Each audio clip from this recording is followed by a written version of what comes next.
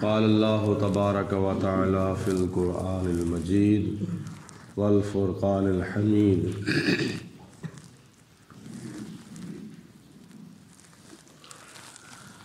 اللہ تعالیٰ کی ذات بابرکات نے ارشاد فرمایا من کان یرید الحیات الدنیا، جو کوئی آخرت کی زندگی کو نظر انداز کرتے ہوئے دنیا کی زندگی چاہتا ہے اور وزینتہا، اور جو کچھ دنیا میں ہے اس کو چاہتا ہے، دنیا و ما فیہا کا جو بندہ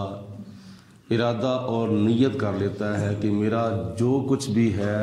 دنیا میں ہی ہے، آخرت کی زندگی کو، قبر کی زندگی کو نظر انداز کر دیتا ہے، تو اللہ فرماتا ہے نوفی الیہم اعمالہم فیہا، تو ہم اس کو اس کی نیکیوں کا بدلہ سارے کا سارا دنیا کے اندر ہی دے دیتے ہیں، وَهُمْ فِيهَا لَا يُبْخَسُونَ، اور دیتے وقت ہم کسی کی کمی نہیں رکھیں گے، یعنی اس کے ساتھ بے انصافی نہیں ہوگی، اس کو بدلہ پورا پورا دنیا کے اندر دیا جائے گا۔ اولئک الذین لیس لہم فی الآخرۃ، یہ بدبخت اور بدقسمت وہ لوگ ہیں جن کے لیے آخرت میں کچھ بھی نہیں ہے، الا النار، سوائے آگ کے، یعنی آگ کے عذاب کے سوا ان کے لیے آخرت میں کچھ بھی نہیں ہوگا۔ وَحَبِطَ مَا صَنَعُوا فِيهَا، اور جو کچھ بھی انہوں نے کیا وہ سارے کا سارا ضائع ہو جائے گا، آخرت میں کوئی ان کو بدلہ جزا وغیرہ نہیں دی جائے گی۔ وَبَاطِلٌ مَا كَانُوا يَعْمَلُونَ، اور ان کے سارے اعمال جو ہیں وہ باطل ہو جائیں گے۔ روایات میں آتا ہے کہ ایک مرتبہ حضرت سیدنا موسیٰ علیہ السلام کہیں جا رہے تھے، تو راستے کے اندر دریا کا کنارہ آ گیا، تو اس کنارے کے اوپر دو شخص دریا کے اندر جال لگا کے بیٹھے ہوئے ہیں مچھلیاں پکڑنے کے لیے، ان میں ایک مسلمان ہے اور ایک کافر ہے۔ جب مسلمان اللہ کا نام لے کر، یعنی بسم اللہ الرحمن الرحیم پڑھ کے جال لگاتا ہے، تو اس کے جال میں مچھلیاں نہیں آتی۔ جب کافر اپنے جھوٹے خداؤں کا، بتوں کا نام لے کر جال لگاتا ہے تو اس کے جال میں مچھلیاں آ جاتی ہیں۔ اللہ تعالیٰ کی بارگاہ میں حضرت موسیٰ علیہ السلام نے عرض کی، یا پروردگار عالم، یہ معاملہ برعکس کیوں ہے؟ ہونا تو یہ چاہیے کہ جو مسلمان ہے، تجھے مانتا ہے، تجھے معبود تسلیم کرتا ہے، اور وہ اپنے سچے خدا کا نام لے کر بسم اللہ شریف پڑھ کے جال لگاتا ہے، تو اس کے جال میں مچھلیاں آنی چاہیے، اور کافر جو ہے وہ اپنے جھوٹے خداؤں کا نام لے کر جال لگاتا ہے، اس کے جال میں مچھلیاں نہیں آنی چاہیے۔ لیکن معاملہ یہاں برعکس ہے، مسلمان کے جال میں مچھلیاں نہیں آتی اور کافر کے جال میں مچھلیاں آ رہی ہیں، تو یا اللہ اس کی کیا حکمت ہے؟ اللہ تعالیٰ کی ذات بابرکات نے ارشاد فرمایا کہ اے پیارے موسیٰ، ذرا آسمان کی طرف دیکھو۔ جناب موسیٰ علیہ السلام نے آسمان کی طرف دیکھا تو جناب موسیٰ علیہ السلام کو اللہ تعالیٰ کی جنت نظر آ گئی، اور جنت کے اندر ایک حوض ہے، اس حوض کے اوپر اس مسلمان کا نام لکھا ہوا ہے، اور اللہ تعالیٰ نے فرمایا کہ اے پیارے موسیٰ، یہ مچھلیوں سے بھرا ہوا حوض جو ہے یہ سارے کا سارا اس مسلمان کے لیے ہے۔ اور پھر اللہ تعالیٰ نے فرمایا کہ زمین کی طرف دیکھو۔ جب زمین کی طرف دیکھا تو حضرت موسیٰ علیہ السلام کو جہنم نظر آ گئی، اور جہنم کے اندر ایک ٹھکانہ ہے، اور اس ٹھکانے کے دروازے کے اوپر اس کافر کا نام لکھا ہوا ہے۔ تو اللہ تعالیٰ نے فرمایا کہ اے پیارے موسیٰ یہ آخرت میں ہے، مسلمان کے لیے آخرت میں جنت ہے اور کافر کے لیے آخرت میں جہنم ہے۔ تو یا اللہ پھر اس کی کیا وجہ ہے؟ تو اللہ تعالیٰ نے فرمایا کہ اس کی وجہ یہ ہے کہ کافر سے کچھ نیک اعمال ہو چکے ہیں، مخلوق خدا کے ساتھ اس نے مہربانی کی ہے، کسی کی اس نے حاجت پوری کی ہے، کسی کو اس نے کھانا کھلایا ہے، کسی کو اس نے پانی پلایا ہے، تو میں تو کافر کا بھی اجر ضائع نہیں کرتا۔ جو کوئی کافر ایسا نیکی کا کام کرتا ہے جس کا تعلق حقوق العباد سے ہو، جس کا تعلق دنیا داری سے ہو، تو میں تو اس کی نیکی کا بھی اجر ضائع نہیں کرتا۔ لہٰذا میں چاہتا ہوں کہ کافر سے جو نیک اعمال ہو چکے ہیں اس کافر کے نیک اعمال کا بدلہ جو ہے وہ دنیا کے اندر ہی دے دیا جائے، آخرت میں اس کے لیے عذاب کے سوا اور سزا کے سوا کچھ بھی نہیں ہے۔ اور مسلمان جس کے جال میں مچھلیاں نہیں آتی، تو اس مسلمان سے کچھ غلطیاں ہو چکی ہیں، کچھ گناہ ہو چکے ہیں، میں یہ چاہتا ہوں کہ اس کے گناہوں کی جو سزا ہے اس کو میں دنیا کے اندر ہی دے دوں، آخرت میں اس کو سزا نہ ملے، آخرت میں اس کو عذاب نہ ملے۔ تو اس لیے مسلمان کے جال میں اگر مچھلیاں نہیں آ رہی تو اس سے کچھ غلطیاں ہو چکی ہیں جس کا نتیجہ اس کو صرف اور صرف دنیا کے اندر ہی مل رہا ہے، اور کافر سے کچھ نیکی کے کام ہو چکے ہیں تو اس کا بدلہ جو ہے وہ میں دنیا کے اندر ہی دے رہا ہوں، آخرت میں اس کے لیے جہنم کے سوا کچھ بھی نہیں ہے۔ نبی کریم علیہ الصلوۃ والسلام نے حدیث پاک میں ارشاد فرمایا ہے الدنیا سجن المؤمن و جنت الکافر، یہ جو دنیا ہے یہ مسلمان کے لیے قید خانہ ہے اور کافر کے لیے جنت ہے۔ تو جب خدا نہ خواستہ بندہ کوئی جرم کر لیتا ہے تو اس کو جب جیل کے اندر بھیج دیا جاتا ہے تو وہ جیل کے اندر کوئی بھی کام اپنی مرضی سے نہیں کرتا، وہ سارے کے سارے کام جو ہیں دن رات کے معمولات، صبح و شام کے معمولات جو ہیں وہ جیل کے قوانین کے مطابق بجا لاتا ہے، اپنی مرضی نہیں کرتا بلکہ جیل کے قوانین کے ماتحت اپنی اس زندگی کو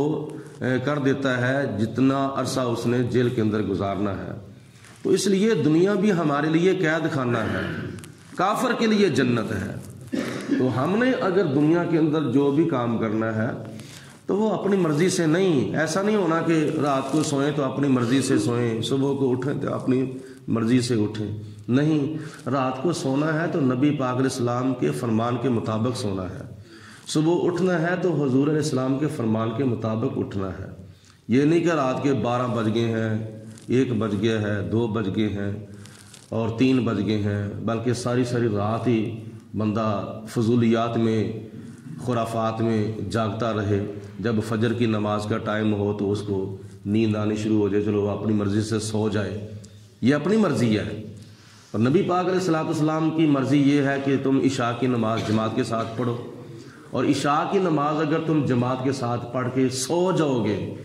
صبح کی نماز اٹھ کر تم جماعت کے ساتھ ادا کرو گے، اللہ پاک تمہیں ساری رات کی بندگی کا ثواب عطا فرمائے گا۔ یہ ہے نبی پاک علیہ السلام کی مرضی۔ اپنی مرضی ہماری کیا ہے؟ رات کا 1 بھی بج گیا ہے تو بندہ ٹی وی، ڈرامے، فلمیں دیکھ رہا ہے، یہ اپنی مرضی ہے، اور صبح فجر کی نماز بھی نہیں پڑھی اور اذانیں ہوئی ہیں، سونے والا ٹس سے مس نہیں ہوا، اور جب 9-10 بج گئے ہیں تو پھر بندہ اٹھ رہا ہے، اٹھ کر پھر ناشتہ وغیرہ کر کے کام پہ جا رہا ہے، یہ اپنی مرضی ہے۔ اپنی مرضی نہیں کرنی، دونوں جہانوں میں اگر کامیابیاں حاصل کرنی ہے تو کیا کرنا پڑے گا؟ آسیو تھام لو دامن مصطفیٰ، پھر پڑھو رب کی رحمت پہ لاکھوں سلام، دونوں عالم میں تمہیں مقصود گر آرام ہے، اس کا دامن تھام لو جس کا محمد نام ہے۔ افمن کان علی بینۃ من ربہ، تو کیا جو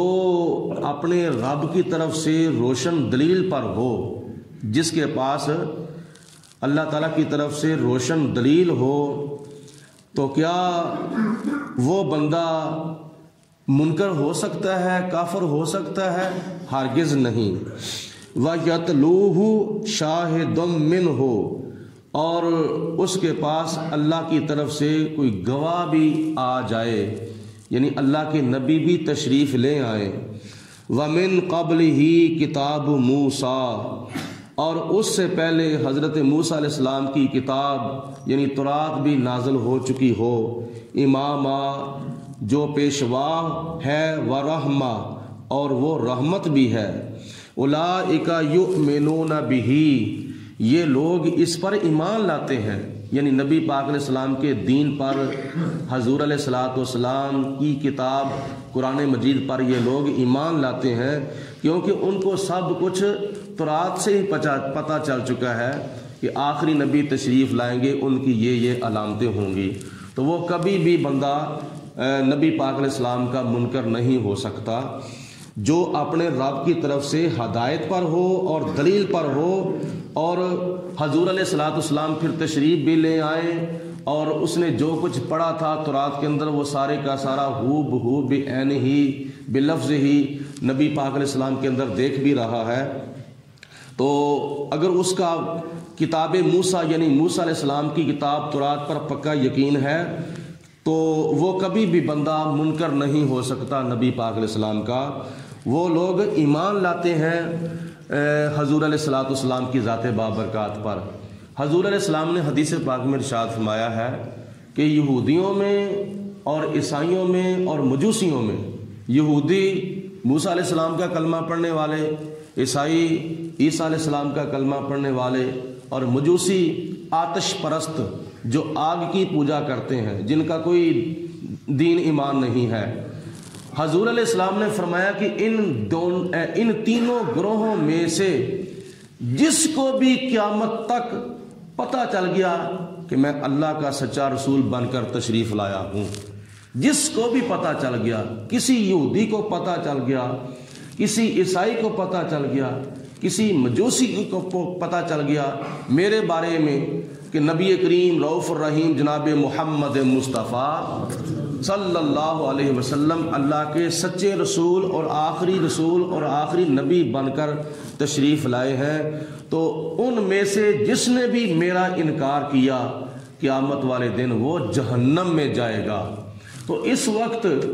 پوری دنیا کے اندر جتنے بھی یہودی ہیں، پوری دنیا کے اندر جتنے بھی عیسائی ہیں، سب کو معلوم ہے کہ مسلمانوں کے نبی آخری نبی ہیں، مسلمانوں کے نبی آخری رسول ہیں، وہ اللہ تعالیٰ کے سچے رسول بن کر تشریف لائے ہیں، سب کو پتہ چل گیا ہے۔ دنیا کے تمام یہودیوں تک حضور علیہ السلام کی 1400 سال پہلے دی ہوئی دعوت جو ہے وہ پہنچ چکی ہے۔ دنیا کے تمام عیسائیوں تک حضور علیہ السلام کی 1400 سال پہلے دی ہوئی دعوت جو ہے وہ پہنچ چکی ہے۔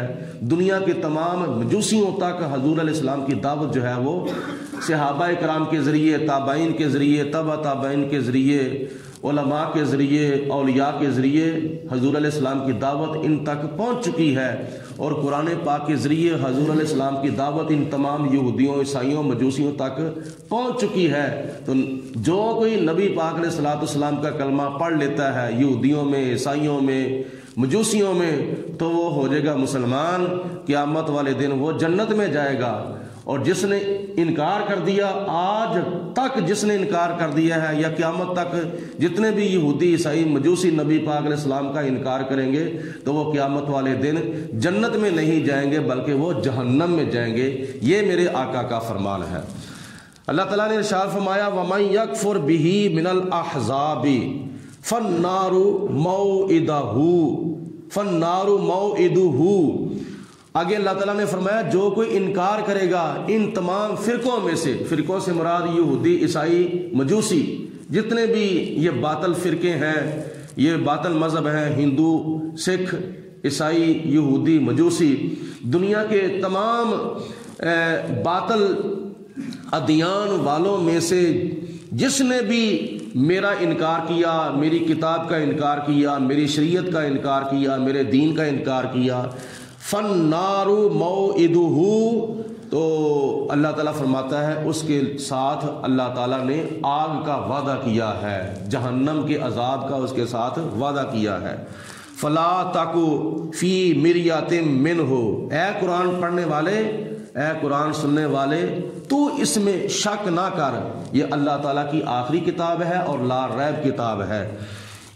انہ الحق من ربک، اے میرے پیارے حبیب علیہ السلام، بے شک یہ آپ کے رب کی طرف سے سچ ہے، حق ہے۔ ولکن اکثر الناس، اور لیکن اکثر لوگ جو ہیں لا یؤمنون، وہ ایمان نہیں لاتے۔